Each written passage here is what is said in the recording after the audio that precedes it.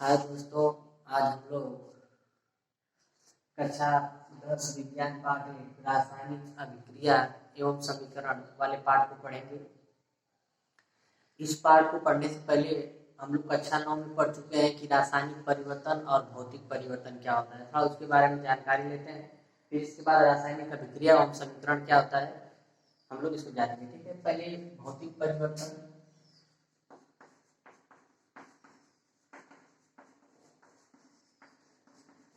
और होता है रासायनिक परिवर्तन। रासायनिक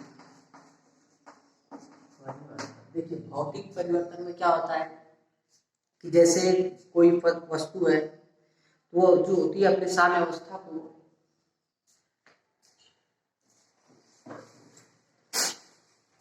जैसे यहाँ पर हम एक कागज का टुकड़ा ले लेते हैं। इस कागज के टुकड़े को क्या करते हैं कि थोड़ा इसको छोटा कर देते हैं।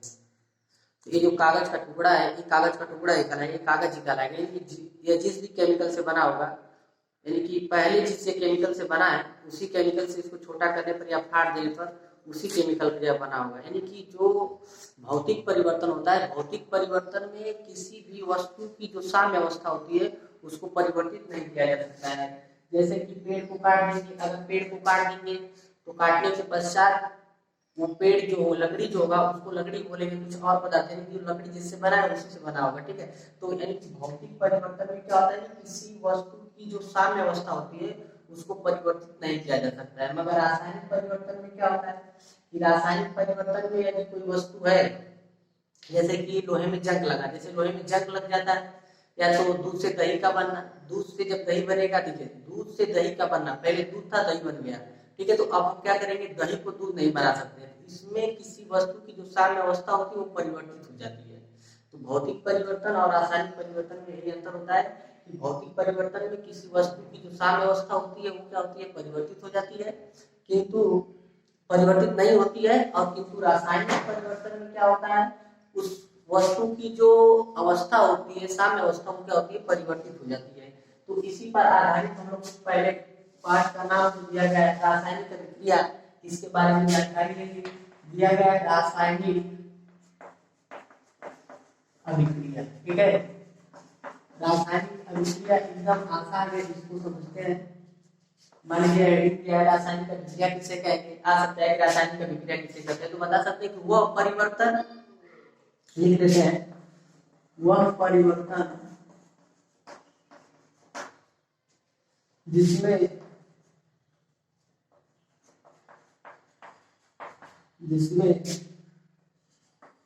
वह परिवर्तन जिसमें पदार्थ की प्रकृति एवं पहचान बदल जाती है उसे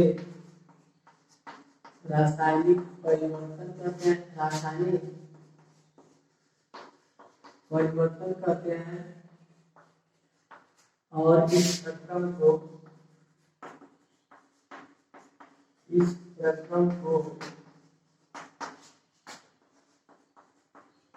रासायनिक अभिक्रिया कहते हैं। रासायनिक अभिक्रिया पहली बात समझिए, वह परिवर्तन, हम बता रहे हैं कि परिवर्तन हुआ वह परिवर्तन जिसमें पदार्थ की प्रकृति एवं पहचान बदल जाती है। इस देखिए परिभाषा जानने से पहले जो शब्द लिखा गया उस शब्द को जानना अति आवश्यक है। जैसे हम शब्द के बारे में जानते रहेंगे तो परिभाषा एकदम आसान है। तो वह परिवर्तन जिसमें पदार्थ की प्रकृति एवं पहचान बदल जाती है। तो प्रकृति और पहचान का मतलब क्या है, मान लीजिए यहाँ पर दूध है, अब दूध से हम लोगों ने क्या कर दिया, दही बना दिया। ठीक है, दूध से दही बनाएंगे तो पहले दूध था दही हो गया, तो पहचान तो बदल गई। कोई भी होगा दूध और दही अलग अलग रखा हुआ तो पहचान करेगा तो वो अलग अलग हो। ठीक है, तो इसकी प्रकृति कुछ और होगी और इसकी प्रकृति कुछ और होगी। तो इस तरह से हम कह सकते हैं कि जब वह परिवर्तन जिसमें पदार्थ की प्रकृति और पहचान बदल जाती है उसे रासायनिक परिवर्तन कहते हैं। बताए थे रासायनिक परिवर्तन में पदार्थ की जो साम्य अवस्था है बदल जाती है, तो रासायनिक परिवर्तन कहेंगे। और ये जो पूरा प्रक्रम कहलाएगा इसी को कहते हैं रासायनिक अभिक्रिया। तो परिभाषित कर सकते हैं वह परिवर्तन जिसमें पदार्थ की प्रकृति एवं पहचान क्या होती है, बदल जाती है, उसे रासायनिक परिवर्तन कहते हैं। और इस प्रक्रम को क्या कहते हैं, रासायनिक अभिक्रिया। ठीक है, जब रासायनिक अभिक्रिया होगी तो इसके कुछ लक्षण होते हैं, जैसे हम कह सकते हैं कि इसमें इसका अवस्था बदल जाएगा, तो कह सकते हैं अवस्था परिवर्तन। जब रासायनिक अभिक्रिया दूध जो होता है, दूध थोड़ा लिक्विड होता है, थोड़ा क्या होता है लिक्विड होगा, अगर जैसे दही बनेगा तो उसका कुछ और अवस्था हो जाता है, ठीक है, थोड़ा ठोस में हो जाएगा। तो हम इस तरह से कह सकते हैं कि अवस्था में परिवर्तन होता है। ठीक है, ताप में भी परिवर्तन करना पड़ता है, ताप परिवर्तित हो जाएगा। ठीक है, ताप कैसे परिवर्तित होगा, इसलिए हम क्या करते हैं, ताप देते हैं, किसको उष्मा देते हैं, तब दही में परिवर्तित होता है।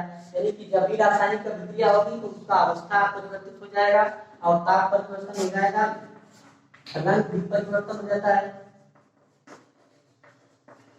रंग परिवर्तन, और इसमें गैस निकलती है। ठीक है, गैस का भी परिवर्तन था, इसमें से गैस निकलती है। दूध का और दही का माप कुछ अलग अलग होता है। ठीक है, तो हम कह सकते हैं कि जब रासायनिक अभिक्रिया होती है तो उसके कुछ अभिलक्षण होते हैं, जो अवस्था परिवर्तन हो जाएगा, ताप परिवर्तन होगा, रंग परिवर्तन होगा, गैस का निकलना, ये सब जब रासायनिक अभिक्रिया होगी तो उसमें ये सब परिवर्तित होता रहता है। ठीक है, तो रासायनिक अभिक्रिया की परिभाषा और रासायनिक अभिक्रिया के कुछ अभिलक्षण होते हैं, जैसे अवस्था परिवर्तन, ताप में परिवर्तन, रंग परिवर्तन, गैस का निकलना, ये सब क्या है, अभिलक्षण है। ठीक है, इसके बाद रासायनिक अभिक्रिया हम लोग समझ गए, इसके आगे चलते हैं।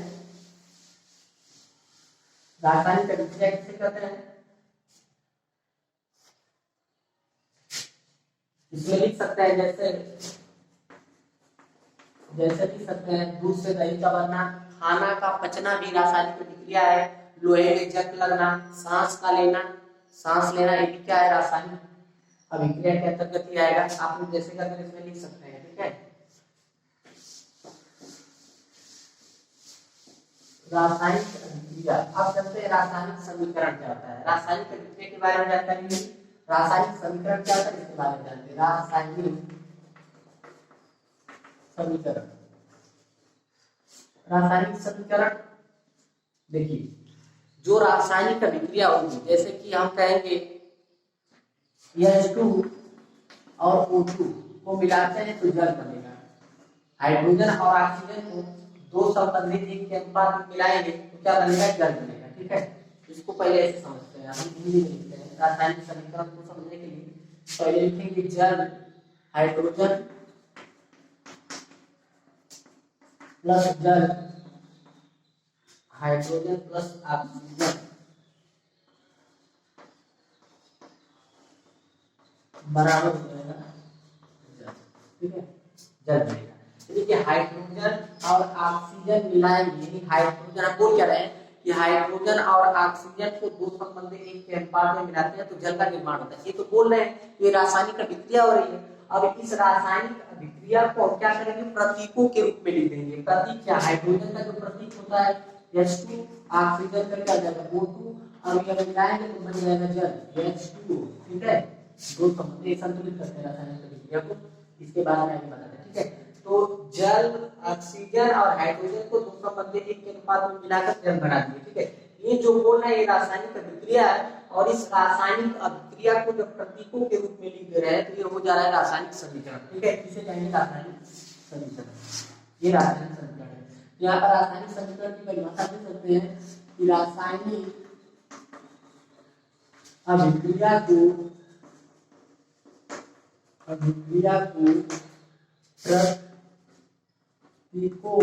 प्रतीकों के रूप में लिखना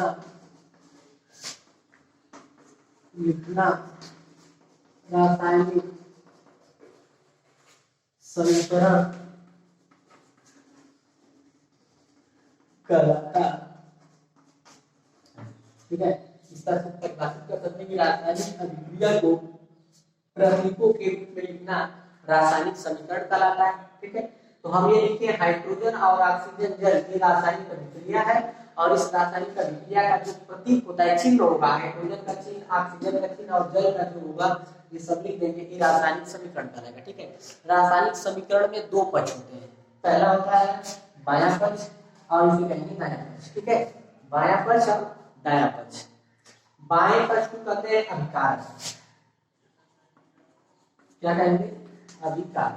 ठीक है, और जो ये क्या है, बायां पक्ष है, और जो दायां पक्ष होगा उसको कहेंगे उत्पाद। बात समझिए, यानी कि जो बायां पक्ष होगा उसे कहेंगे अभिकारक। ये वाला जो है इसे कहते हैं अभिकारक, और ये जो दायां पक्ष है इसे कहते हैं उत्पाद।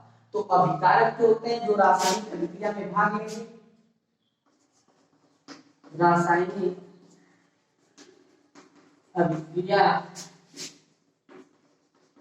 में भाग लेने वाले पदार्थों को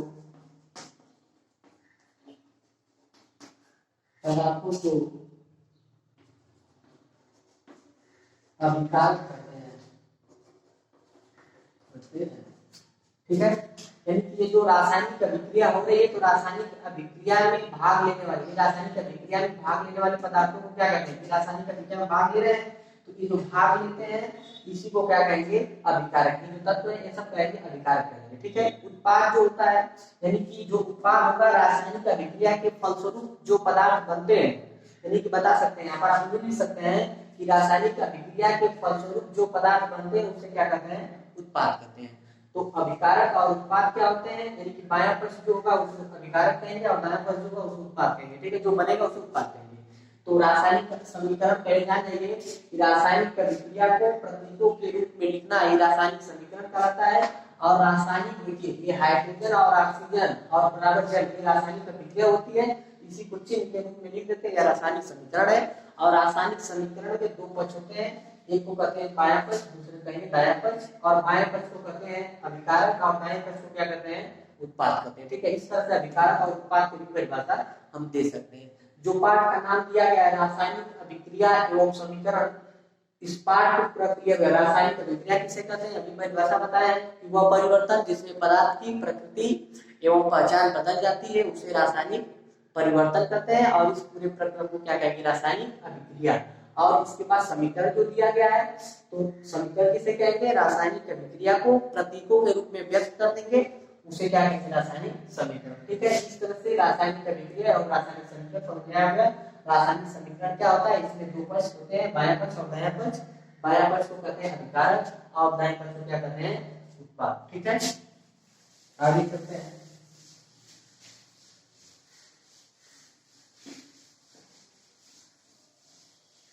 ये पाठ का नाम था रासायनिक अभिक्रिया एवं समीकरण। इस रासायनिक समीकरण को देखिए, एक संतुलित रासायनिक समीकरण, यानी कि रासायनिक समीकरण को लिखना महत्व क्यों होता है, संतुलित रासायनिक समीकरण का महत्व हम अभी बताए थे, H2 + O2 बराबर बनाए थे H2O। देखिए इसे अभिकारक, इसे उत्पाद। इसमें देखिए कि इसमें संतुलित नहीं है, हाइड्रोजन 2 है, ऑक्सीजन 2 है, यहाँ पर हाइड्रोजन 2 है, ऑक्सीजन 1 है, तो इसको संतुलित करते हैं। यानी कि अभिकारक के जो परमाणु होते हैं वो उत्पाद के परमाणु की क्या होंगे, बराबर होंगे। जैसे यहाँ पर हाइड्रोजन 2 है, यहाँ पर 2 है, ठीक है, ऑक्सीजन 2 है, मगर यहाँ पर कितना है, 1 है। तो हम क्या करेंगे, 2 का यहाँ पर गुणा करते हैं, 2 का यहाँ पर गुणा कर देंगे, 2 दूनी 4 हाइड्रोजन और 2 दूनी 4 हाइड्रोजन, यहाँ पर ऑक्सीजन 2 और ये ऑक्सीजन 2 पूरी पूरी होता है। ठीक है, तो इस तरह से अभिकारक और उत्पाद की जो परमाणु होते हैं सब बराबर होते हैं। तो इस एक वीडियो में हम क्या करेंगे कि रासायनिक अभिक्रिया जो रासायनिक समीकरण होता है उसको संतुलित कैसे करते हैं, एक वीडियो बनाया जाएगा, उसमें रासायनिक समीकरण को संतुलित करने के। ठीक है, मगर रासायनिक समीकरण को संतुलित करते हैं, ये संतुलित रासायनिक समीकरण का महत्व क्या होता है इसके बारे में देखिए। हम लोग पढ़े द्रव्यमान संरक्षण का नियम। ठीक है, यानी कि अभिकारक का जो द्रव्यमान होगा उत्पाद के द्रव्यमान में क्या होगा, बराबर होगा। कक्षा 9 में पढ़े थे द्रव्यमान संरक्षण का नियम। और तो उसके कहने का मतलब कि अभिकारक का द्रव्यमान उत्पाद के द्रव्यमान के बराबर होता है। तो इसमें हाइड्रोजन और ऑक्सीजन की द्रव्यमान जो होंगे, अगर इसमें आप इस रासायनिक समीकरण को संतुलित नहीं करेंगे तो बाएं पक्ष के द्रव्यमान दाएं पक्ष के द्रव्यमान के बराबर नहीं होंगे। ठीक है, इसलिए इसका बहुत महत्व होता है रासायनिक समीकरण को संतुलित करना, क्योंकि इसमें अभिकारक का जो द्रव्यमान होता है उत्पाद के द्रव्यमान में क्या होता है, बराबर करना पड़ता है। ठीक है, इसलिए यह महत्व इसका होता है कि रासायनिक समीकरण को संतुलित करना पड़ता है। तो रासायनिक समीकरण को संतुलित करने के लिए एक वीडियो बना देंगे, उसमें आप लोग क्लियर हो जाएंगे। ठीक है, महत्व क्या होता है कि द्रव्यमान संरक्षण के नियम का पालन करना चाहिए इसमें। द्रव्यमान संचय का ये दिक्कत है कि अभिकारक का जो द्रव्यमान होता है वो उत्पाद के द्रव्यमान के क्या होता है, बराबर होता है रासायनिक समीकरण में। तो ये जो रासायनिक समीकरण होते हैं मुख्य रूप से हमें रासायनिक समीकरण पढ़ना है, ये 4 प्रकार के होते हैं और इसके अंतर्गत ये अनेक प्रकार के पहला वाला जो दिया गया है रासायनिक समीकरण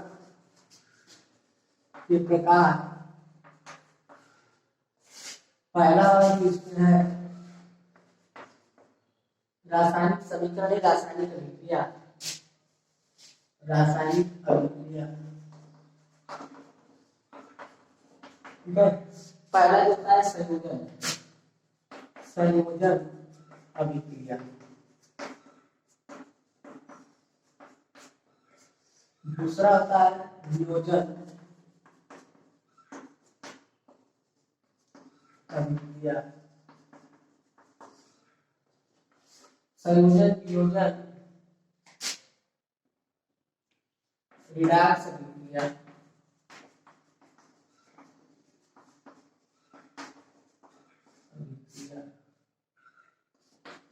और इसमें एक अभिक्रिया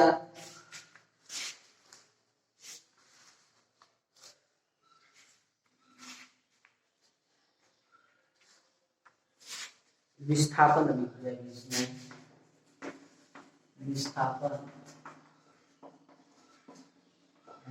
ठीक है, कि हम लोगों को इस पार्ट में इस अभिक्रिया के बारे में पढ़ना है कि रासायनिक अभिक्रिया के अंतर्गत जो होते हैं संयोजन अभिक्रिया, वियोजन अभिक्रिया, रिडॉक्स अभिक्रिया, विस्थापन अभिक्रिया, इसी के बारे में लोगों को अध्ययन करना है। ठीक है, तो आइए पहले हम पढ़ते हैं संयोजन अभिक्रिया क्या होता है, संयोजन के बारे में जानते हैं संयोजन अभिक्रिया क्या होता है। ठीक है, संयोजन, संयोजन का अर्थ होता है जुड़ना। इसमें क्या होता है कि अभिकारक में दो या दो से अधिक पदार्थ मिलेंगे और किसी एकल पदार्थ का निर्माण करते हैं, संयोजन अभिक्रिया कहलाएगा। संयोजन अभिक्रिया में क्या होता है, दो या दो से अधिक पदार्थ मिलेंगे। जैसे एक एग्जांपल होती है कार्बन का दहन, हम क्या करते हैं C का CO2 के साथ क्रिया कर, कार्बन का ऑक्सीजन के साथ क्रिया कराएंगे तो CO2 बन जाएगा। अभी इस बनाए थे H2 प्लस O2 क्रिया कराते हैं तो H2O बना था। ठीक है, तो इसमें क्या हो रहा है, ध्यान से देखिए कि इसमें प्लस इसमें उस्मान होता है, मतलब जानते हैं। तो इसमें देखिए कार्बन और ऑक्सीजन दो पदार्थ मिलकर कार्बन डाइऑक्साइड किसी एक पदार्थ का निर्माण कर रहे हैं और इसमें हाइड्रोजन और ऑक्सीजन मिलकर जल एक पदार्थ का निर्माण कर सकते हैं, कर रहे हैं। तो हम क्या कहेंगे कि संयोजन अभिक्रिया की परिभाषा देना तो हम कहेंगे वह अभिक्रिया जिसमें दो या दो से अधिक पदार्थ मिलकर, इसमें देखिए दो है या बहुत इससे भी अधिक हो सकते हैं, दो या दो से अधिक पदार्थ मिलकर किसी एकल पदार्थ का निर्माण करते हैं। चलिए हम इसको लिख सकते हैं इस तरह से, वह अभिक्रिया